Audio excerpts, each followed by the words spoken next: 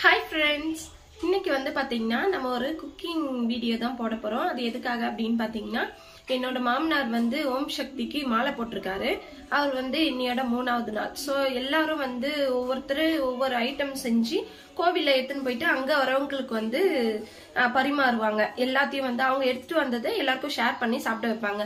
So இன்னைக்கு வந்து பாத்தீங்கன்னா கேசரி செஞ்சு அவர் வந்து கோயிலுக்கு எடுத்துட்டு போயிட்டு அங்க வரவங்களுக்கு எல்லாம் பரிமாறுற மாதிரி ஒரு ஐடியா. சோ இன்னைக்கு வந்து கேசரி செய்யற வீடியோ தான் நம்ம போட போறோம். சோ வாங்க பார்க்கலாம். இப்போ வந்து பாத்தீங்கன்னா கேசரி செய்ய தேவையான பொருள் எல்லாம் நான் காமிச்சிடுறேன். ஃபர்ஸ்ட் வந்து பாத்தீங்கன்னா 2 பாக்கெட் ரவை வந்து 2 பாக்கெட் பிரிச்சு கொட்டிக்கிட்டோம். ஏன்னா இதே அளவு சர்க்கரை நம்ம சேர்த்தோம் அப்படின்னா தான் வந்து பாத்தீங்கன்னா டேஸ்டா இருக்கும். அதனால பாத்தீங்கன்னா அளவுக்காக நான் ஒரு பாத்திரத்துல வந்து ரவை வந்து கொட்டிக்கிட்டேன். அடுத்தது வந்து பாத்தீங்கன்னா கேசரி கலர், அடுத்தது வந்து நெய், அடுத்தது சர்க்கரை, அதுக்கப்புறம் பாத்தீங்கன்னா முந்திரி திராட்சை. சோ வாங்க நம்ம கேசரி செய்யலாம். ஃப்ரெண்ட்ஸ் இப்போ வந்து பாத்தீங்கன்னா ஸ்டார்ட் பண்ணலாம் கேசரி செய்யறதுக்கு. முதல்ல கேஸ் ஆன் பண்ணிக்கலாம். முதல்ல வானம் வந்து நல்லா காயிட்டோம். காஞ்சதும் வந்து நம்ம நெய் விட்டு அந்த நெய்லயே வந்து பாத்தீங்கன்னா முந்திரி திராட்சை ரெண்டுத்தையும் வந்து பொன்னிறமா வறுத்துக்கலாம்.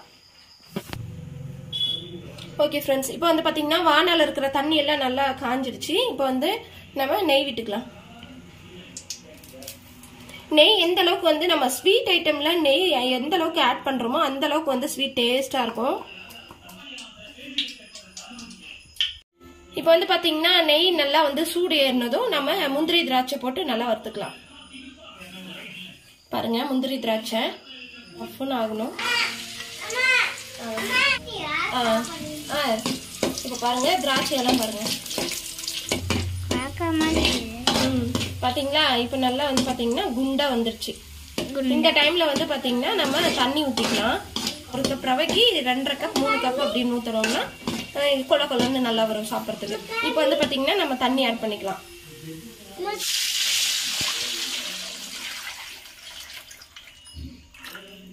இது எவ்வளவு தண்ணி ஊத்துற?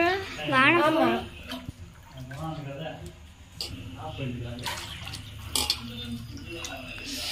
கோயில் ஊற்றுனா எப்படியா? இப்ப காமி. இப்ப பாத்தீங்கன்னா இந்த பாத்திரத்துல இந்த அளவுக்கு வந்து ரவை இருந்துச்சு. நான் இது இந்த அளவுல வந்து பாத்தீங்கன்னா 2 பாத்திரம் வந்து தண்ணி ஊத்துனேன். அதுதான் கரெக்டான அளவு. அதாவது கொஞ்சம் கெட்டியா வரும். இன்னும் எக்ஸ்ட்ரா இந்த அளவுக்கு வந்து நான் இப்ப ஊத்திருக்கேன். இது வந்து பாத்தீங்கன்னா கொல கொலன்னு வரும். நல்லா பாக்குறதுக்கு சாப்பிடறதுக்கு வந்து நல்லா இருக்கும் கேசரி. இப்படி இங்க பாருங்க. இப்பயும் வந்து பாத்தீங்கன்னா லைட்டா மழை தூரிக்கிட்டே தான் இருக்கு.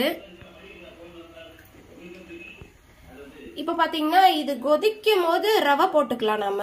ஆனா அதுக்கு முன்னாடி வந்து பாத்தீங்கன்னா இப்பவே நம்ம சக்கரை ஆட் பண்ணிக்கிட்டோம்னா இது சூடேற சக்கரையும் வந்து ஈஸியா கரைஞ்சிடும். அதனால நம்ம ஃபர்ஸ்ட்லி தண்ணி ஊத்தின உடனே நம்ம சக்கரை போட்டுக்கலாம்.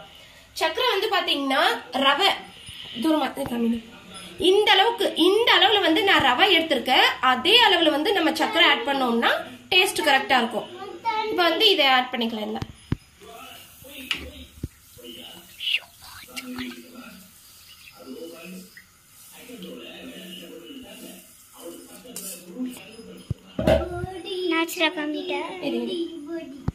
இது நல்லா கலக்கி விட்டுக்கணும்னா தண்ணி சூடேற இந்த சக்கரையும் கரைஞ்சிடும். அப்புறம் நம்ம தண்ணி கொதிச்சதும் ரவை ஆட் பண்ணிக்கலாம். இதுல வந்து பாத்தீங்கன்னா நம்ம கல்யாணத்துல எல்லாம் சாப்பிட்டுருப்போம். கேசரியில வந்து பாத்தீங்கன்னா பைனாப்பிள் சின்ன சின்னதா நறுக்கி ஆட் பண்ணிருப்பாங்க. செம்ம டேஸ்டா இருக்கும். சாப்பிடும் போது நடுவுல இந்த பைனாப்பிள் வரும்போது ரொம்ப சூப்பரா இருக்கும். ஸோ இப்போ வந்து பாத்தீங்கன்னா பைனாப்பிள் இல்ல. ஆனா என்கிட்ட வந்து பாத்தீங்கன்னா பைனாப்பிள் எசன்ஸ் இருக்கு. ஸோ கொஞ்சமா அந்த டேஸ்டுக்காக வந்து பாத்தீங்கன்னா கொஞ்சமா ஆட் பண்ணிக்கலாம். இது வந்து ஆப்ஷனல் தான். தேவையில்லைன்னா நம்ம யூஸ் பண்ண வேண்டியது இல்லை. ஃப்ரெண்ட்ஸ் இப்போ வந்து பாத்தீங்கன்னா சர்க்கரை எல்லாம் நல்லா கரைஞ்சிடுச்சு. பாருங்க சர்க்கரை எல்லாம் நல்லா கரைஞ்சிடுச்சு. இந்த டைம்ல வந்து நம்ம அந்த ஃபுட் கலர் ஆட் பண்ணிக்கலாம்.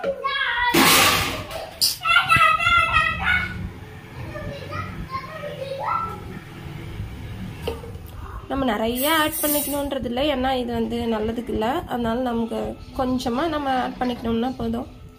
அப்படியே வந்து பாத்தீங்கன்னா அந்த பைனாப்பிள் எசன்ஸும் கொஞ்சம் ஆட் பண்ணிக்கலாம். லைட்டா ஒரு 1/2 ஸ்பூன் அளவுக்கு நான் ஆட் பண்ணியிருக்கேன். பைனாப்பிள் இருந்தால் அதே போட்டிருக்கலாம், அது இல்லாதனால இதை ஆட் பண்ணுறேன். இப்போ இது தண்ணி கொதிச்சதும் நம்ம ரவை போட்டு கலக்கிட்டோம்னா, நல்லா கலக்கிட்டோம்னா கேசரி ரெடி. இது கொதிக்கிட்டோம், அது வரையும் வெயிட் பண்ணலாம். ஃப்ரெண்ட்ஸ், இப்போ வந்து பார்த்தீங்கன்னா தண்ணி நல்லா கொதிக்குது. இந்த டைமில் வந்து நம்ம கொஞ்சம் கொஞ்சமாக ரவையை கொட்டி கலக்கிடலாம். கொஞ்சம் சிம்லையும் வச்சுக்கினா பெட்டர்.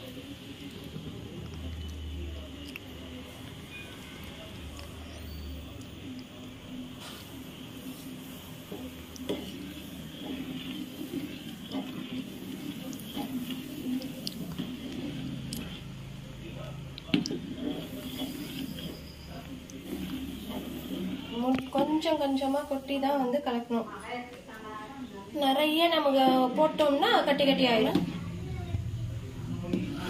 கலக்கி விட்டுட்டே இருக்கலாம். தண்ணி இருக்கிறதெல்லாம்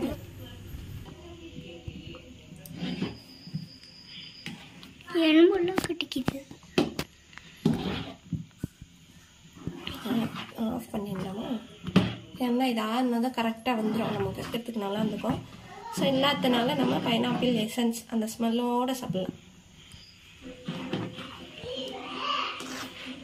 ஓகே ஃப்ரெண்ட்ஸ், இங்கே பாருங்கள், இது ஓகே, இது கரெக்டான பதம். சாப்பிடும் போது நமக்கு நல்லாயிருக்கும். நம்ம ஆஃப் பண்ணிடலாம். பாருங்க, இப்போ வந்து சூப்பரான கேசரி ரெடி ஆயிடுச்சு. இது வந்து இப்போ கோயிலுக்கு எடுத்துகிட்டு போக போகிறாங்க. கோயிலுக்குன்னு சொல்லிட்டு தண்ணியாக எடுத்து வச்சதுக்கு அப்புறம் தான் நம்ம டேஸ்ட் பண்ண முடியும். ஸோ டேஸ்ட் பண்ணி பார்த்துட்டு எப்படி இருக்குன்னு சொல்லலாம். ஃப்ரெண்ட்ஸ், இங்கே பாருங்கள், ஃபுல்லாக இருந்துச்சு கேசரி. இதெல்லாம் வந்து பேக் பண்ணியாச்சு கோயிலுக்கு. கடைசியில் மீந்தது இதுதான்.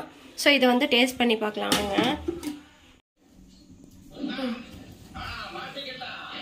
டேஸ்ட் பண்ணி பார்க்குறோம். எப்படி இருக்குது கேசரி? எப்படி இருக்குது? சூப்பராக இருக்குதா? சரி, நானும் டேஸ்ட் பண்ணல, டேஸ்ட் பண்ணி பார்த்துட்டு சொல்கிறேன்.